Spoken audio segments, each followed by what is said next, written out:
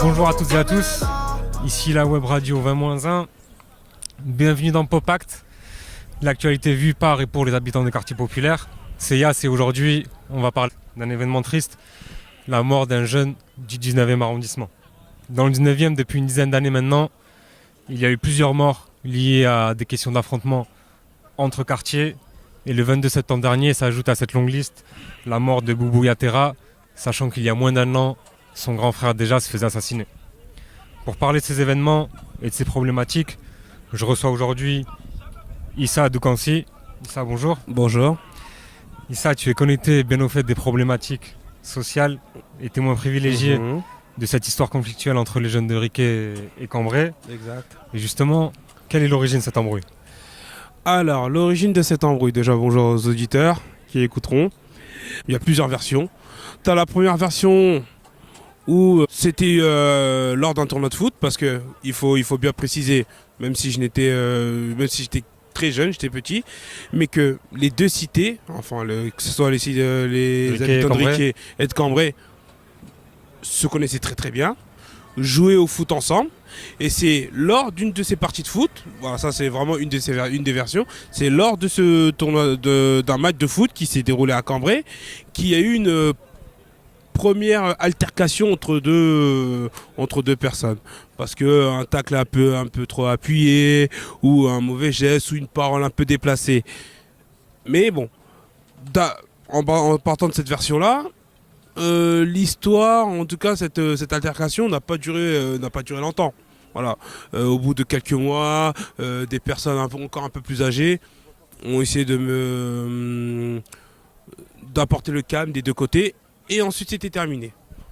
Voilà. Bon, après chacun des deux côtés reprenait un peu leurs activités habituelles. Bon, voilà, les rencontres de foot. Ils participaient aux mêmes activités, que ce soit au CS, un truc un centre sportif. Ouais. Tout ce qui est au terme associatif aussi, c'est pareil et tout. Et après, par la suite, là, ma génération est celle qui, juste avant moi, a commencé à grandir. Là, on commence à réapparaître un peu ces clans et ces querelles entre Riquet et Cambrai. Et là aussi, c'est une autre version aussi, c'est que ça avait commencé à cause d'un vol de tatou au collège Michelet. Un habitant de Riquet qui fréquentait le collège Michelet, s'était fait voler un tatou par un des grands de la cité de Cambrai. Donc ce petit-là est parti à Riquet chercher ses grands, qui eux sont partis à Cambrai pour essayer de récupérer le tatou. Et après, l'embrouille Riquet-Cambrai s'est enflammée et a continué à perdurer et a perduré jusqu'à aujourd'hui. Exactement, jusqu'à aujourd'hui. Donc ça part vraiment d'histoire à la base entre des gens qui se connaissent. Mais j'irais plus loin. Franchement, c'est parti à cause d'embrouilles, des histoires stupides. Comme je dis, une altercation, un mauvais geste, une insulte pour la première. Après, pour la seconde, pour un vol du matériel, un tatou. D'accord. Voilà. Et après, c'est vraiment à l'ancienne en plus. Ouais, c'est vraiment à l'ancienne. C'est à l'époque. Vraiment à l'ancienne, quoi. D'accord. Et après, ce que je trouve malheureux, c'est que les personnes, enfin, mes grands en tout cas, qui étaient là, maintenant ils sont plus là pour tenir les murs. Nous sommes plus là maintenant, on tient plus les murs. Et même Mais ces histoires se perpétuent. Justement, à ton avis, comment ça se fait que ces histoires se perpétuent ? C'est quoi l'origine de cette perpétuation de ces histoires-là, qui ne les concernent même pas en plus pour certains ? Alors, à mon avis, il y a plusieurs facteurs qui rentrent en compte. Il y a vraiment plusieurs facteurs qui rentrent en compte. Il y a déjà ce sentiment d'appartenance. Voilà. J'appartiens à tel quartier, j'appartiens à telle bande. Donc, peut-être pour faire mes preuves ou pour me montrer au grand jour. Ou voilà, bon. Il y a plusieurs franchement, il y a plusieurs excuses que je peux trouver. Voilà. Qui fait la question du découpage territorial, elle rentre en jeu. Exactement. C'est-à-dire que certains, leur rue, leur quartier, leur immeuble presque. Ouais, il y a ça. Mais après, juste, je rajouterais une petite chose, c'est que ça aussi, c'est stupide. C'est parce qu'il n'y a qu'une rue qui nous sépare. Généralement, on a fréquenté les mêmes écoles maternelles, les mêmes écoles primaires, les mêmes collèges, parfois même les mêmes lycées. J'irai encore plus loin. T'as les mamans qui se fréquentent, t'as les papas qui vont boire des cafés ensemble. Bon voilà, il y a ça.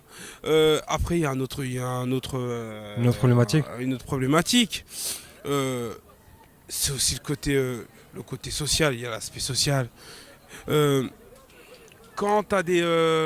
après là, c'est un gros tac que je vais mettre à certaines familles, mais lorsqu'il n'y a plus d'éducation à la maison, lorsque le papa soit n'est plus là, ou que le papa Ouais, on connaît. ne prenne plus ses responsabilités, lorsque la maman aussi est épuisée, Voilà, c'est ça. elle laisse aussi les enfants livrés à eux-mêmes.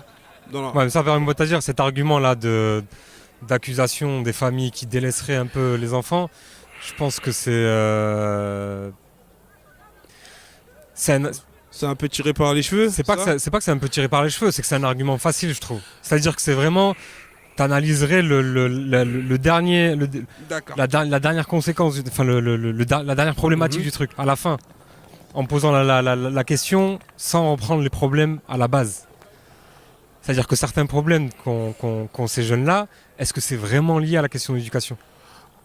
Bon, je donne totalement mon avis. À ton avis? Oui. Oui. À mon avis, oui, c'est vraiment une question d'éducation. Et après, là aussi, si les volets, que ce soit l'éducation familiale, au niveau des traditions, des coutumes, l'éducation scolaire, ou bon, même si ce n'est pas leur rôle, mais voilà, ils ont quand même une éducation à savoir lire, écrire, transmettre aussi certaines valeurs, certaines mœurs, des principes. Voilà. Et après, lorsqu'on passe les deux, il y a le troisième volet, l'éducation, malheureusement, de la rue. Qui fait que là, c'est un peu l'état. En gros, hein, l'état d'esprit, enfin, l'éducation de la rue, c'est chacun pour soi et Dieu pour soi-même. C'est tant qu'on est en groupe, on est fort. Dès qu'on est seul, on est moins fort. Et c'est la loi aussi du plus fort. Plus on inspire la terreur, plus notre nom circule, plus on inspire le respect. Le respect, la réputation, et plus on a un sentiment de fort. Donc du coup, les gens, enfin ces jeunes-là vont se laisser aller dans des... Mais tu vois, regarde, permets-moi de revenir à ce qu'on vient de dire précédemment, par rapport à la question de l'éducation. Est-ce que tu ne penses pas aussi qu'au-delà de parents qui délaisseraient leurs enfants, il y a une déconnexion? Il y a une déconnexion dans le sens où ces jeunes-là ont grandi dans un milieu, dans une matrice, ils sont dans une autre vibe. C'est-à-dire que la déconnexion, en fait, elle est pas seulement due à des parents qui ont délaissé leurs enfants. Parfois, l'éducation, elle est là, elle est solide, et pourtant, tu as le petit qui va dérailler. Et ça, comment ça se fait? Alors, je peux te faire le lien. Après, sans faire le philosophe ou quoi que ce soit, t'as vu, sans faire le philosophe de comptoir, mais dès lors que, comme je t'ai expliqué, hein, moi je pars toujours de cette base-là, que les parents ne font plus leurs devoirs, voilà, ou que l'éducation est délaissée, d'accord. On voit, et après peut-être que les gens ne le voient pas, mais moi je constate que la France ou l'éducation française est en train de s'américaniser, d'accord. Que tu regardes la télé, que tu regardes les séries, que tu écoutes, tu regardes les clips, tu écoutes la musique, tu écoutes la parole de certains rappeurs. Toi, tu penses à une mauvaise influence de tous ces... Mais, et après, comme je te fais toujours le lien. Le fait que nos enfants, que nos petits frères, nos petites sœurs, même nous-mêmes, hein, parce que même dans ma génération, c'est pareil, on n'arrive plus à prendre... Enfin, on n'a plus d'exemple. On ne prend pas notre père comme exemple. On ne prend pas notre mère comme exemple, on ne prend pas, je sais pas moi, nos grands frères, nos grandes sœurs comme exemple. On va essayer de trouver un repère. Et le repère, ou en tout cas le repère, ou en tout cas notre modèle, et ben ça va être quoi? Ça va être peut-être les derniers rappeurs à la mode, ou dans certaines séries, telle personne, tel protagoniste dans telle série. En ce moment, voilà, il y a la série Power. J'en suis sûr que beaucoup de jeunes vont s'identifier à Patrick, à l'autre, James Saint-Patrick. D'autres vont s'imaginer être Ghost. Ouais. Bon, voilà, tu vois, tout ça. Mais donc toi, tu penses à une influence culturelle des séries, du cinéma et de la musique. Mais ça, c'est un argument qu'on entend à chaque génération, presque.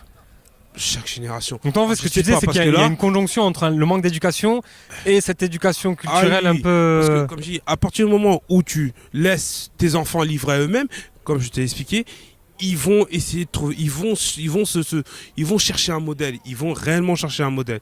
Et forcément, ce n'est pas le bon modèle. Voilà, ce n'est pas le bon modèle. Ils pourraient s'inspirer, moi, je sais pas, moi. Bon, Comme nous, Mohamed Ali. On va même pas aller loin comme ça. Lilian Thuram qui est bien sorti, Zidane, après même encore plus. Bon, après Lilian Thuram, il y a des avis mitigés. Ouais, sur le personnage. mais bon, quand même. Ouais, ça reste un rôle modèle. Ouais, ça reste déjà un footballistiquement. modèle, que ce soit Thierry Henry. En fait, tu vois, là je te parle au niveau sportif des footballeurs, mais t'as des boxeurs. T'as des chanteurs, t'as des artistes, t'as des. Ou même des gens dans le quartier qui font des études. Comédiens, même sur le quartier. Regarde, juste donner un exemple. Oxmo Puccino, voilà, qui est issu du 19e. On le salue s'il nous regarde. Ouais, exactement. Voilà, il a grandi à Danube. Enfin, il est né, il a grandi à Danube. Forcément, peut-être lui aussi, il a fait des conneries. Mais par la suite. Il a un parcours honorable. Il a un parcours honorable. On est d'accord. Bon, ça y est, là tout de suite en tête, j'en ai. Mais tu vois là, la question, le sujet que tu soulèves là, il est super intéressant. Justement, avec la radio 20-1, il y a un objectif émission à ce niveau-là. Essayer de révéler, de montrer et de visibiliser nos rôles modèles, les rôles modèles qu'on pourra avoir, les réussites de gens issus des quartiers populaires, que ça soit dans le sport, dans des études en général, des gens qui ont fait des études de journalisme, qui sont devenus des journalistes, des gens qui ont étudié le droit, qui sont devenus des avocats, des gens qui ont étudié la finance. Et c'est là où tu révèles un sujet important, c'est qu'on manque de rôle modèle. Et c'est pour ça en fait que ces jeunes-là, s'ils vont après s'identifier à, comme tu as dit, Ghost dans Power, ou on peut penser à Pablo Escobar aussi dans Narcos, ou même aux rappeurs ou autres, c'est qu'à un moment donné, on leur a pas exposé de rôle modèle. Donc s'ils font le taf eux-mêmes, de s'identifier à telle chose, ils vont choisir ce qui les touche le plus directement par rapport à ce que eux voient tous les jours en plus dans leur quartier. Exactement. Et voilà, parce que c'est quoi le rôle modèle maintenant?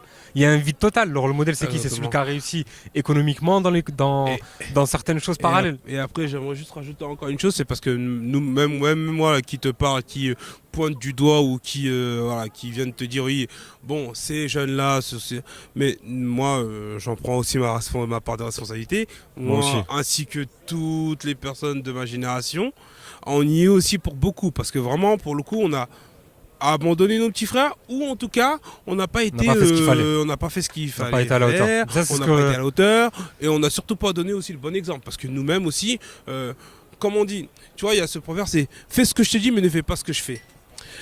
Maintenant, nous sommes là, nous fumons des joints à longueur de journée, nous buvons à longueur de journée, etc. Bon, enfin, nous. Nous, mais quand je de manière générale, quelle image on va renvoyer à nos petits frères, à nos petites sœurs? Ça, je suis d'accord. Quelle image on va renvoyer? Ça me rappelle une phrase de Despo où il disait fumez pas devant les petits. Ouais. Je suis complètement d'accord avec ça. Mais en même temps, c'est juste. Ça, c'est des choses qui ont toujours existé. Et, la personne qui veut se préserver de ça, elle peut se préserver de ça. Mais il faut avoir le mental, il faut être solide, c'est vrai. Mais en tout cas. Ouais, mais déjà, dans un premier temps, nous-mêmes, soyons exemplaires. Et après, nous pourrons dire aussi à nos petits frères. Je suis d'accord avec l'exemplarité et le rôle modèle. Ne faisez pas ça. Suivez plutôt cette voie-là qui va. Certes, à long terme, mais elle va vous emmener loin. Elle va vous emmener loin et vous-même, vous serez fiers de vous. Tandis que de penser, d'avoir une vision à court terme et prendre le maximum de risques et après se retrouver dans des situations, soit être un bicraveur, soit être un grand délinquant ou un voleur. Finir en prison ou même pire. En prison et après, là aussi, on peut revenir, pas appartenir à des gangs, faire... avoir des guerres des altercations, et après à partir de là une âme qui se perd, justement pour revenir à la c'est un cercle vicieux et justement pour revenir à la base du sujet, donc la mort de Boubou Yattera. Tu disais tout à l'heure que on est tous responsables et qu'on n'a pas été à la hauteur à un moment donné, mais justement là aujourd'hui, quelles sont les solutions à ton avis, ou au moins quel serait le début de solution, ce sur quoi on doit travailler maintenant pour éviter que ça se reproduise? Ta question est... Je sais qu'elle est compliquée. Elle est compliquée, elle est lourde, elle est... Mais tu vois, dans le monde associatif, et on n'accusera personne, il y a des associations qui n'ont pas de voir de résultats par rapport à cette responsabilité. Il y a Bakary, donc un personnage du monde associatif dans le 19e, qui est très très... militant, militant du associatif, quartier, de 17e. longue date et tout ça. Il connaît bien. Une des choses qu'il disait au premier rassemblement, c'est qu'il y a des gens dans le monde associatif qui ont échoué. Il prenait l'exemple d'une entreprise qui aurait échoué et qui déposerait le bilan.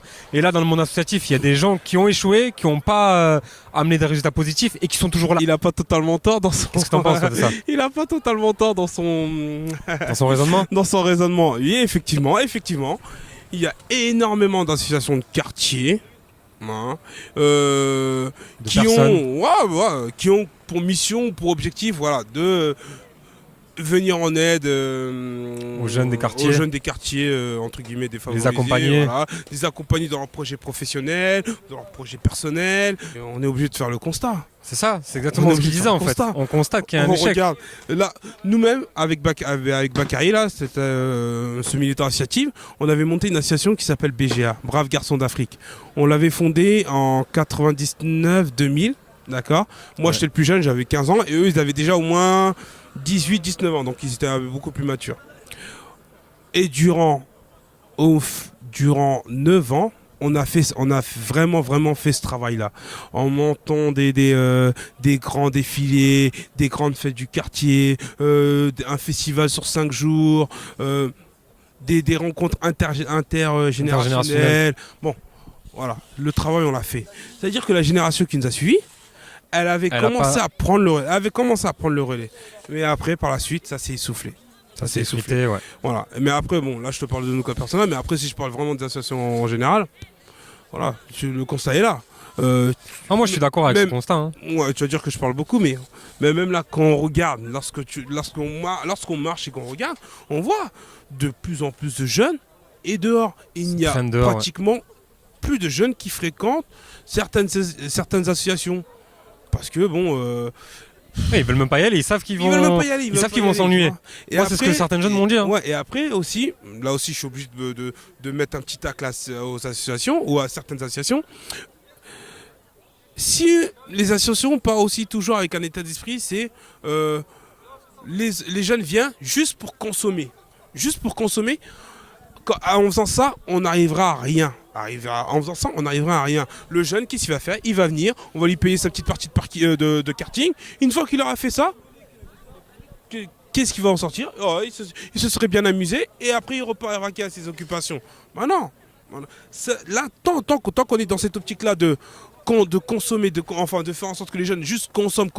Ouais, sans qu'il y ait un accompagnement sérieux, qu'il y ait un travail de terrain sérieux. Mais il faudrait même qu'ils soient acteurs. Exactement ça. Il faudrait qu'ils soient acteurs.